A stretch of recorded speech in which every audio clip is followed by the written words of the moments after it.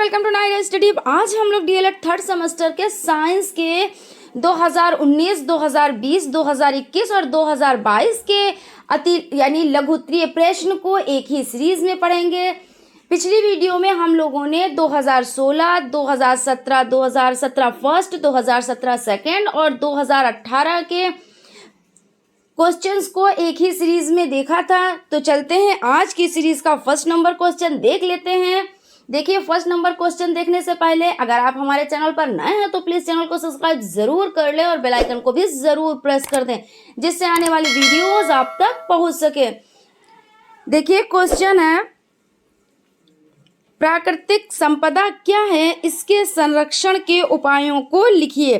तो सबसे पहले प्राकृतिक संपदा देख लेते हैं। प्राकृतिक संपदा में जल, वायु, जंगल, पहाड़, नदियां, समुद्र तथा धरती से मिलने वाले खनिज पदार्थ, धातुएं, कोयला, पेट्रोलियम आदि हैं। उसके बाद देखते हैं इसके संरक्षण के उपाय। तो इसके संरक्षण के उपाय निम्नलिखित हैं। फर्स्ट नंबर पर है जंगलों की कटाई रोकी जाए तथा अधिक से अधिक पेड़ लगाए जाएं। सेकंड नंबर पर है खनिज पदार्थों का दोहन कम किया जाए। थर्ड नंबर पर है जल संरक्षण के लिए नदियों पर बांध बनाए जाएं तथा जल की बर्बादी को रोका जाए। उसके बाद देखिए पॉइंट है वर्षा जल को बहने से रोका जाए तथा उचित संचालन किया जाए। फिफ्थ नंबर पर है पेट्रोल डीजल वाहन कम करके बैटरी चालित वाहन प्रयोग में दिए जाएं। उसके बाद पॉइंट है सौर ऊर्जा को अधिकाधिक प्रयोग करके विद्युत बनाई जाए। चलते हैं नेक्स्ट क्वेश्चन की तरफ। नेक्स्ट क्वेश्चन है ऊष्मा संचरण की कितनी विधियां हैं, किसी एक विधि के बारे में लिखिए। तो ऊष्मा संचरण की 3 विधियां हैं। इसमें देखिए फर्स्ट है संचालन, सेकेंड है संवहन, थर्ड है विकिरण। तो किसी एक विधि के बारे में तो देख लेते हैं संचालन के बारे में। तो संचालन देखिए वह विधि है जिसमें ऊष्मा स्वयं चलकर जाती है, जैसे चिमटे से आग पकड़ते हैं या रोटी सेकते हैं तो उसका एक सिरा आग के संपर्क में होता है। अब धातु के अणु उस ऊष्मा को दूसरे अणुओं को आगे से आगे देते हैं। अर्थात देखिए ऊष्मा स्वयं चलकर एक अणु से दूसरे अणु से तीसरे अणु तथा धीरे धीरे पूरे चिमटे को गर्म कर देती है। इसलिए इसे संचालन अथवा स्वयं चालन विधि कहते हैं। आशा करती हूँ आप लोगों को बहुत अच्छे से समझ में आ गया होगा। देखिए हम लोग इसको थोड़े से एग्जाम्पल से भी समझ लेते हैं। मान लीजिए जैसे ये आपका चिमटा हो गया। अब आपने इसको आग पकड़ी, आग को यहाँ पे आग, इसने आग में ये वाला जो पहलू है इसको आपने आग में डाला तो क्या होता है, ये पूरा नहीं गर्म होता है, पहले इतना ही गर्म होगा। फिर देखिए धीरे धीरे एक अणु से दूसरे अणु, दूसरे अणु से तीसरे अणु और तीसरे अणु से चौथे अणु, और ऐसे ऐसे धीरे धीरे करते करते ये ऊपर तक गर्म हो जाएगा। बस यही चीज यहाँ पे बताई गई है। चलते हैं नेक्स्ट क्वेश्चन की तरफ। नेक्स्ट क्वेश्चन है प्रतिजैविक दवाएं किसे कहते हैं, इनका क्या उपयोग है। तो सबसे पहले बात कर लेते हैं प्रतिजैविक होता क्या है। तो फ्रेंड्स आप लोगों को बहुत अच्छे से पता है और इंग्लिश में इसको क्या कहते हैं, एंटीबायोटिक। तो प्रतिजैविक दवाएं वह होती हैं जो बीमारी के विषाणुओं को मारती हैं तथा रोगों से लड़ने वाले जीवाणुओं को बल प्रदान करती हैं। इनका उपयोग ऑपरेशन के बाद में घाव सुखाने, वायरल फीवर और जुकाम, पेट दर्द आदि जैसी बीमारियों यानी हैजा, चेचक, पेचिश आदि को ठीक करने में होता है। और ये प्रतिजैविक दवाएं किससे बनती हैं, तो फ्रेंड्स ये देखिए कवक हो गया, फफूंदी हो गया, इनसे प्रतिजैविक दवाएं बनती हैं। उसके बाद चलते हैं नेक्स्ट क्वेश्चन की तरफ। नेक्स्ट क्वेश्चन है पत्तियों के कार्य लिखें। तो पत्तियों के कार्य, पौधों के लिए भोजन बनाती है पत्तियां, पौधों के लिए सांस लेने का काम करती हैं पत्तियां, प्रकाश संश्लेषण में सहायक होती हैं यानी सहायता करती हैं पत्तियां, और 4 नंबर पर है पत्तियां उत्स्वेदन की क्रिया को नियंत्रित करती हैं, और 5th नंबर पर है कलिकाओं को सुरक्षा प्रदान करती हैं पत्तियां। ठीक है ना। उसके बाद चलते हैं नेक्स्ट क्वेश्चन की तरफ। नेक्स्ट क्वेश्चन है प्रकाश के अपवर्तन के नियमों को लिखिए। तो प्रकाश के अपवर्तन के नियम, प्रकाश एक माध्यम से दूसरे माध्यम में गति करता है तो प्रकाश का पथ विचलित हो जाता है। सेकंड नंबर पर देख लेते हैं, आपतित किरण तथा आयतन बिंदु पर अभिलंब सभी एक ही तल में होते हैं। और देखिए आयतन कोण परावर्तन कोण बराबर होते हैं। उसके बाद चलते हैं नेक्स्ट क्वेश्चन की तरफ। देखिए नेक्स्ट क्वेश्चन है, उत्तल दर्पण के द्वारा किस प्रकार का प्रतिबिंब बनता है। तो उत्तल दर्पण के द्वारा बनाया गया प्रतिबिंब हमेशा सीधा आभासी वस्तु से छोटा होता है। उसके बाद चलते हैं नेक्स्ट क्वेश्चन की तरफ। नेक्स्ट क्वेश्चन है, सूक्ष्म जीवों की उपयोगिता लिखिए। तो इसका उपयोग दही, ब्रेड एवं केक बनाने में किया जाता है। किसका? तो सूक्ष्म जीवों का। और देखिए सेकंड नंबर पर है, पर्यावरण स्वच्छ रखने के लिए उपयोग किया जाता है। जीवाणुओं का उपयोग औषधि बनाने में किया जाता है। जैसे कि मैंने अभी आप लोगों को बताया कि प्रतिजैविक दवाएं यानी एंटीबायोटिक दवाएं किससे बनती हैं, तो कवक से, फफूंदी आदि से एंटीबायोटिक दवाएं बनती हैं। और कृषि में मृदा की उर्वरता में वृद्धि करने की भी कार्य किया जाता है, यानी खेती में भी जो उर्वरा शक्ति होती है उसको बढ़ाने में सूक्ष्म जीवों की बहुत ही उपयोगिता होती है। टीका, वैक्सीन बनाने में प्रयोग किया जाता है। और अचार तथा पनीर अन्य खाद्य पदार्थों में उत्पादन में सहायक होते हैं। कौन? तो देखिए आपके सूक्ष्म जीव। और किण्वन में सहायक होते हैं। और 9 नंबर पर है, पौधों को रोगों से बचाते हैं। और 10 नंबर पर है, एल्कोहल, शराब और एसिटिक एसिड बनाने में सहायक होते हैं। तो फ्रेंड्स आशा करती हूँ आप लोगों को बहुत अच्छे से समझ में आ गया होगा। फ्रेंड्स अगर आप हमारे चैनल पर नए हैं तो प्लीज़ चैनल को सब्सक्राइब ज़रूर कर लें और बेल आइकन को भी ज़रूर प्रेस कर दें, जिससे आने वाली वीडियोस आप तक पहुँच सके। उसके बाद चलते हैं नेक्स्ट क्वेश्चन की तरफ। पेट्रोल को जीवाश्म ईंधन क्यों कहा जाता है? तो ऐसे ईंधन जिनकी उत्पत्ति करोड़ों वर्ष पूर्व जीव जंतु एवं वनस्पतियों के उच्च दाब और ताप में पृथ्वी के अंदर दबने से हुई है, जीवाश्म ईंधन कहलाते हैं। जैसे कोयला, पेट्रोलियम, प्राकृतिक गैस आदि। पेट्रोलियम जीवाश्म ईंधन। पेट्रोलियम एक गाढ़ा, चिपचिपा, दुर्गंध युक्त तथा गहरे रंग का ज्वलनशील पदार्थ है जो पृथ्वी के अंदर विभिन्न गहराइयों पर चट्टानों के ऊपर पाया जाता है। पेट्रोल, डीजल, केरोसिन अथवा मिट्टी का तेल पेट्रोलियम से ही प्राप्त होता है। देखिए फ्रेंड्स ये वीडियो थोड़ा सा लंबा हो जाएगा यानी लॉन्ग हो जाएगा, क्योंकि देखिए इसमें लघुत्तरीय प्रश्नों की सीरीज है। तो फ्रेंड्स प्लीज़ वीडियो को बिल्कुल भी स्किप ना करें और वीडियो को लास्ट तक ज़रूर देखें, क्योंकि ये आप लोगों के लिए मोस्ट इम्पॉर्टेंट है। और फ्रेंड्स अगर आप हमारे चैनल पर नए हैं तो चैनल को सब्सक्राइब ज़रूर कर लें और बेल आइकन को भी ज़रूर प्रेस कर दें। देखिए मनुष्य के उत्सर्जी तंत्र का नामांकित चित्र बताओ, और यानी बनाओ और वर्णन की आवश्यकता नहीं है। तो मनुष्य के उत्सर्जी तंत्र का नामांकित चित्र देखिए आप इस तरीके से अच्छे से बना सकते हैं। देखिए ये बायां वृक्क हो गया, ये दायां वृक्क हो गया, महाधमनी है, महाशिरा है, मूत्रवाहिनी, मूत्राशय, मुर्गमार्ग। देखिए इस तरीके से आप इसको अच्छे से बना सकते हैं, ठीक है ना। उसके बाद चलते हैं नेक्स्ट क्वेश्चन की तरफ। नेक्स्ट क्वेश्चन है, ऊंट की संरचना मरुस्थलीय जीवन के अनुकूल है, सिद्ध कीजिए। तो आपने अपने आसपास के वातावरण से किसी जीव द्वारा ढाल लेना अथवा सामंजस्य स्थापित कर लेना अनुकूलन कहलाता है। यानी कहने का तात्पर्य है कि जिस जगह पे हम लोग रहते हैं, जिस वातावरण में रहते हैं, उस वातावरण के अनुकूल अपने को ढाल लेना या उसमें ढल जाना, तो क्या कहलाता है? अनुकूलन कहलाता है। तमाम जीवधारियों में इसके लिए प्राकृतिक रूप से स्थायी शारीरिक लक्षण उत्पन्न होते हैं। देखिए जैसे जलीय जीव, मछलियों में सांस लेने के लिए गिल्स, तो मरुस्थलीय क्षेत्र में ऊंट में लंबे समय तक बिना पानी के रहने के लिए अनुकूलित होना। अनुकूलन किसी विशेष वातावरण में जीवधारी को सुगमतापूर्वक जीवन व्यतीत करने एवं वृद्धि हेतु रचनात्मक एवं क्रियात्मक स्थायी परिवर्तन उत्पन्न होने की प्रक्रिया है।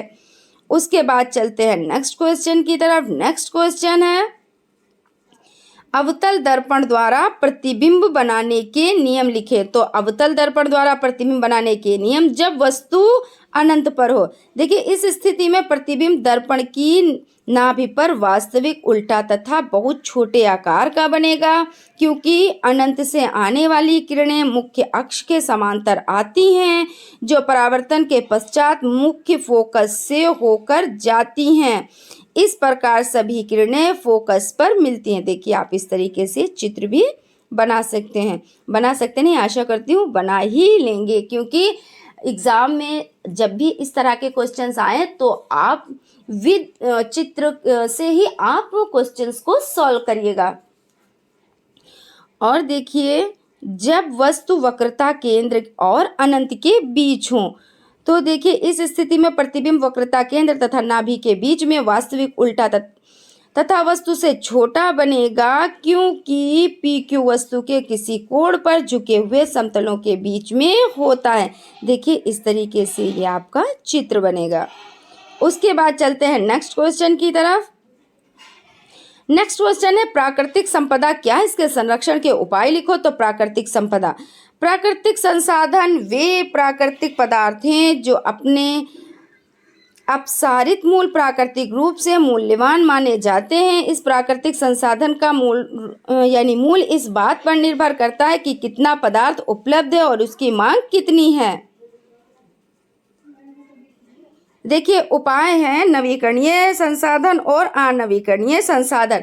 तो प्राकृतिक संपदा हमारी पूंजी है, जिसका लाभकारी कार्यों में सुनियोजित ढंग से उपयोग होना चाहिए। इसके लिए किसी देश या प्रदेश के संसाधनों की जानकारी होनी चाहिए।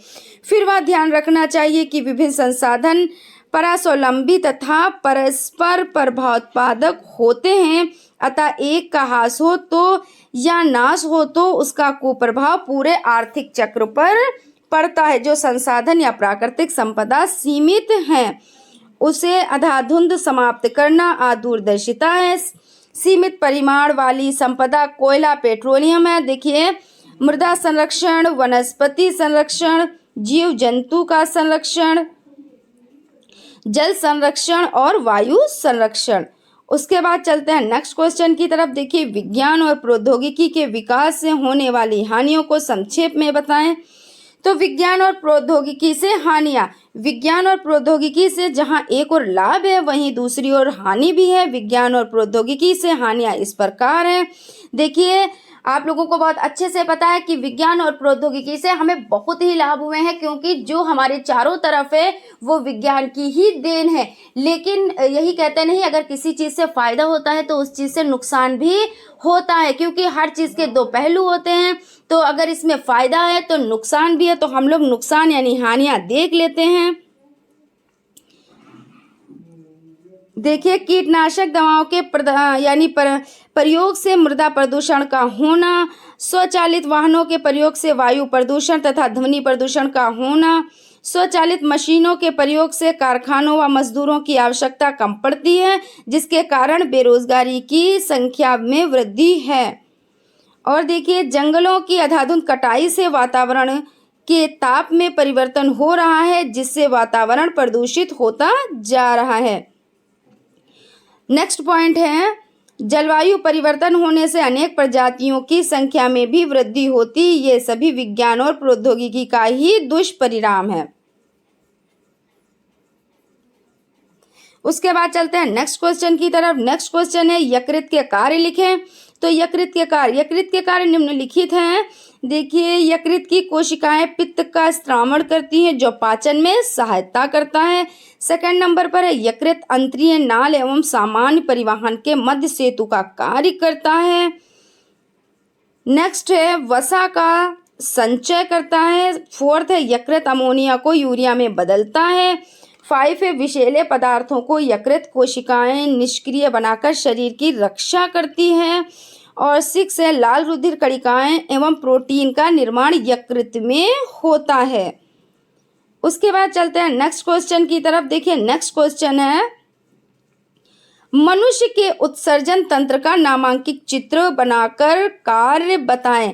तो देखिए उत्सर्जन तंत्र का कार्य शरीर में उपापचय क्रियाओं के फलस्वरूप बने बेकार तथा हानिकारक नाइट्रोजन युक्त पदार्थों को शरीर से बाहर निकालने की क्रिया को उत्सर्जन कहते हैं। और उत्सर्जन तंत्र का जो चित्र है वो अभी हम लोगों ने पढ़ा है। देखिए आपका ये चित्र हो गया, दिखा देते हैं, आप लोग देख लीजिए फिर से। देखिए ये चित्र फिर से आ गया, यानी कि 2019 में भी आया, 2020 में आया, यानी कि ये आप लोगों के लिए बहुत ही इम्पोर्टेंट है, इसलिए इसे आप लोग बहुत अच्छे से बनाना सीख लें। चलते हैं नेक्स्ट क्वेश्चन की तरफ। नेक्स्ट क्वेश्चन है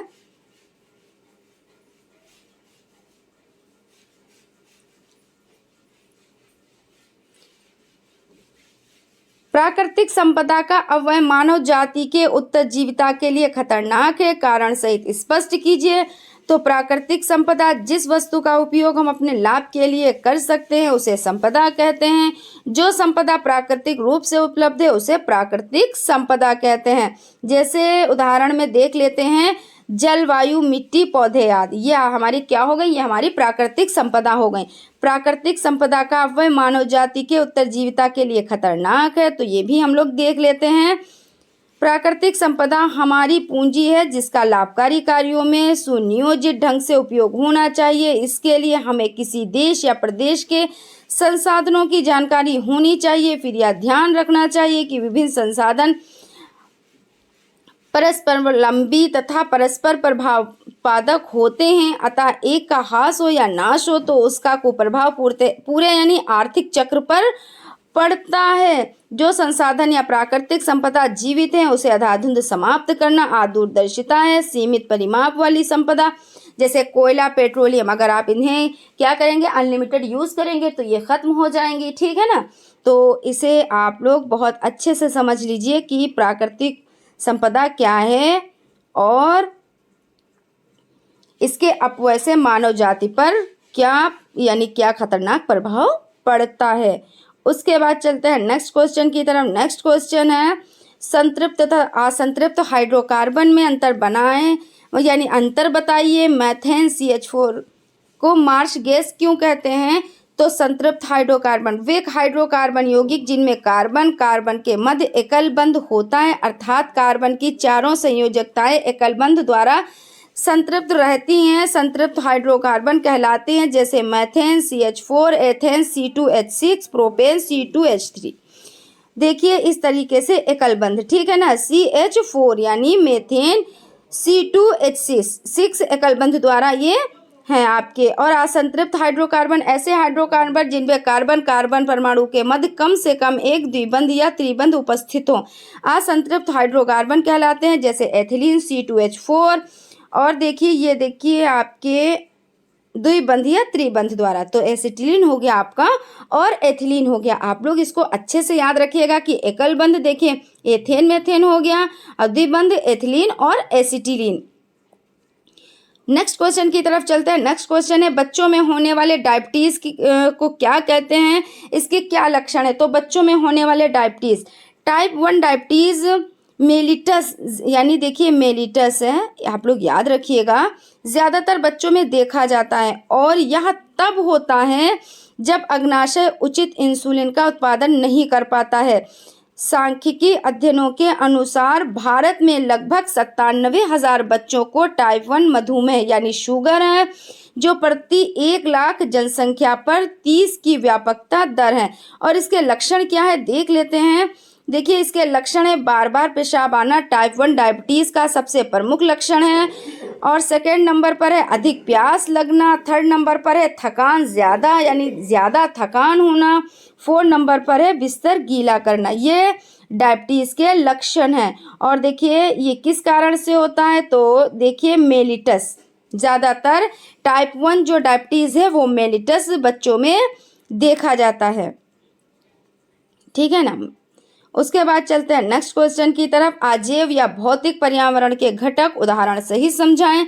तो अजैव या भौतिक पर्यावरण, भौतिक घटक या अजैविक घटक इसके अंतर्गत सामान्यतः स्थल मंडल, वायुमंडल तथा जलमंडल को सम्मिलित करते हैं। जैविक घटक इसके अंतर्गत पादप व मनुष्य समेत जंतु तथा सूक्ष्मजीव सम्मिलित होते हैं। ऊर्जा संगठक सौर ऊर्जा एवं भूतापीय ऊर्जा को ऊर्जा संगठन के अंतर्गत सम्मिलित करते हैं। उदाहरण देख लेते हैं। पारिस्थितिक तंत्र के निर्जीव घटकों को अजैव घटक कहते हैं। वायुमंडल में उपस्थित सभी गैसें, जल, मिट्टी, प्रकाश, वर्षा एवं पहाड़ आदि।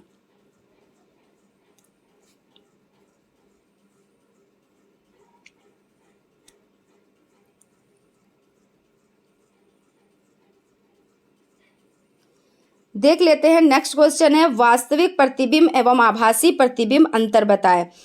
तो वास्तविक प्रतिबिंब एवं आभासी प्रतिबिंब में अंतर। वास्तविक प्रतिबिंब वस्तु से आ रहा प्रकाश किरणों के परावर्तन या अपवर्तन के बाद वास्तविक कटान से बनता है, जबकि आभासी काल्पनिक प्रतिबिंब वहां बनता है जहां पर परावर्तन या आपतित किरणें परस्पर कटती हुई मालूम पड़ती हैं जब इसके पीछे की ओर बढ़ाया जाता है। वास्तविक प्रतिबिंब तो ऐसा प्रतिबिंब जिसे पर्दे पर लिया जा सकता है वास्तविक प्रतिबिंब कहलाता है। जिसे पर्दे पर नहीं लिया जा सकता है, देखिए, और जिसे लिया जा सकता है, इसमें आप लोग कंफ्यूज मत होइएगा। देखिए, वास्तविक प्रतिबिंब में क्या होता है, वास्तविक प्रतिबिंब में ऐसा प्रतिबिंब जिसे पर्दे पर लिया जा सकता है तो वास्तविक प्रतिबिंब कहलाता है, और आभासी प्रतिबिंब ऐसा प्रतिबिंब जिसे पर्दे पर नहीं लिया जा सकता है तो क्या कहलाता है, तो आभासी प्रतिबिंब कहलाता है। ये इसके चित्र है, आप लोग अच्छे से देख लें।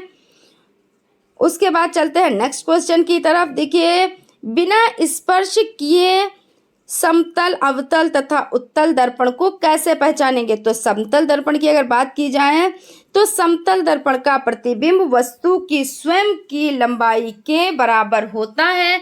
समतल दर्पण से वस्तु का प्रतिबिंब उतना ही पीछे बनता है जितनी वस्तु दर्पण के आगे होती है। समतल दर्पण की बात की जाए तो देखिए, ये जैसे आपका आईना हो गया, यानी कि दर्पण हो गया, और उसको दर्पण के सामने कोई वस्तु रखी जाती है तो उसका प्रतिबिंब उतना ही बड़ा बनता है। तो ये कौन सा हो जाता है, तो ये समतल दर्पण हो जाता है। अब आइए अवतल दर्पण की बात कर लेते हैं। जो लेंस बीच में पतले तथा किनारे पर मोटे होते हैं, आप लोग ये चीज याद रखिएगा कि जो लेंस बीच में पतले होते हैं तथा किनारे पर मोटे होते हैं उन्हें क्या कहते हैं, उन्हें अवतल दर्पण कहते हैं अथवा अपसारी लेंस कहते हैं। तो इसमें क्या होता है, जब वस्तु छोटी रखी होती है और दर्पण के सामने वो बड़ी दिखाई देती है तो क्या होता है, अवतल।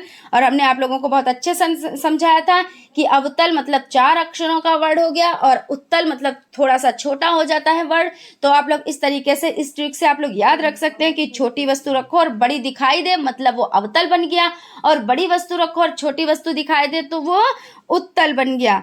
उसके बाद देखिए उत्तल लेंस, जो लेंस बीच में मोटे। अब यहाँ पे देखिए ध्यान देने वाली बात है कि जो लेंस बीच में पतले तो वो अवतल, और जो लेंस बीच में मोटे तो वो उत्तल। इस तरीके से आप लोग याद रखिएगा कि पतले तो अवतल और मोटे तो उत्तल। उन्हें उत्तल लेंस अथवा अभिसारी लेंस कहते हैं। जैसे देखिए कि कोई वस्तु इस तरीके से, देखिए उत्तल लेंस होता है कि बीच में मोटा होता है ना, तो इस तरीके से ये बीच में मोटा आपका हो गया और ये किनारे पे पतला हो गया, और ये उत्तल लेंस इस तरीके से बनता है। और आपने बड़ी वस्तु रखी तो आपको क्या, छोटी वस्तु दिखाई देगी, तो ये क्या हुआ, तो ये उत्तल लेंस हुआ। ये आप लोग अच्छे से ध्यान में रखिएगा। अब चलते हैं नेक्स्ट क्वेश्चन की तरफ। शरीर के अंगों को गति प्रदान करने वाले ऊतक का नाम लिखिए तथा चित्र बनाइए। तो शरीर के अंगों को गति प्रदान करने वाले ऊतक का नाम पेशीय ऊतक है। देखिए चित्र इस तरह से है, आप लोग देख लें अच्छे से, ठीक है ना। उसके बाद चलते हैं नेक्स्ट क्वेश्चन की तरफ। एड्स के कारण तथा रोकथाम पर चर्चा कीजिए। एड्स के कारण, एड्स के संक्रमण के 3 मुख्य कारण हैं। असुरक्षित यौन संबंधों से, रक्त के आदान प्रदान तथा मां से शिशु में संक्रमण द्वारा। तो रोकथाम जीवन साथी के यानी जीवन साथी के अलावा किसी अन्य के से यौन संबंध नहीं रखें। सेकंड नंबर पर है मादक औषधियों के आदि व्यक्ति के द्वारा उपयोग ली गई सिरिंज व सुई का प्रयोग ना करें। और एड्स पीड़ित महिलाएं गर्भधारण ना करें क्योंकि उनसे पैदा होने वाले शिशु को यह रोग लग सकता है। उसके बाद चलते हैं नेक्स्ट क्वेश्चन की तरफ। प्रकीर्णन से आप क्या समझते हैं, उदाहरण देकर समझाएं। तो प्रकीर्णन का अर्थ होता है फैलाव। देखिए बीजों का प्रकीर्णन, बीजों का एक यानी बीजों का एक स्थान से दूसरे स्थान तक पहुंचाना बीजों का प्रकीर्णन कहलाता है। और वायु द्वारा बीजों का प्रकीर्णन में वायु सबसे महत्वपूर्ण है। पानी द्वारा जल के भीतर या उसके निकट उगने वाले पौधों में फलों या बीजों का प्रकीर्णन जल द्वारा किया जाता है। जंतुओं तथा पशुओं द्वारा कुछ पौधों में फलों में कांटे होते हैं जिसकी मदद से जीव जंतुओं में चिपक जाते हैं, इस प्रकार दूर तक चले जाते हैं। और पक्षियों द्वारा तो पक्षियों का छितराव या बिखराव पक्षियों द्वारा यानी बीजों का छितराव या बिखराव पक्षियों द्वारा होता है। उसके बाद चलते हैं नेक्स्ट क्वेश्चन की तरफ। नेक्स्ट क्वेश्चन है जलीय पौधों के गुण उदाहरण देकर समझाएं। तो जलीय पौधों के गुण उदाहरण से समझ लेते हैं। इनकी पत्तियां बहुत ही मुलायम होती हैं, इनके तने लंबे और मुलायम होते हैं, जैसे जलकुंभी, केला ये नमी में पाए जाते हैं। इनकी पत्तियां सतह पर आकर तैरती हैं। अब देख लेते हैं नेक्स्ट क्वेश्चन। ये फ्रेंड्स आज की सीरीज का लास्ट सेकंड क्वेश्चन है, ठीक है ना। तो आप लोग प्लीज वीडियो को बिल्कुल भी स्किप ना करें और वीडियो को लास्ट तक जरूर देखें। जलीय पौधों के गुण यानी गुण उदाहरण देकर समझाएं। जलीय पौधे के गुण तो इनकी पत्तियां बहुत ही मुलायम होती हैं, इनके तने लंबे और मुलायम होते हैं, जैसे जलकुंभी, केला में नमी में पाए जाते हैं। इनकी पत्तियां सतह पर आकर तैरती हैं। हम लोग ये चीज पढ़ चुके हैं। अब हम लोग पढ़ेंगे क्वेश्चन नेक्स्ट है सुचालक तथा कुचालक पदार्थों में अंतर उदाहरण देकर स्पष्ट करें। तो सुचालक वे पदार्थ जिनमें आवेश एक स्थान से दूसरे स्थान को सुगमता से प्रवाहित हो जाता है, विद्युत के चालक अथवा सुचालक कहलाते हैं। और कुचालक वे पदार्थ जिनमें आवेश का प्रवाह नहीं हो सकता, विद्युत के कुचालक या अचालक विद्युत रोधी कहलाते हैं।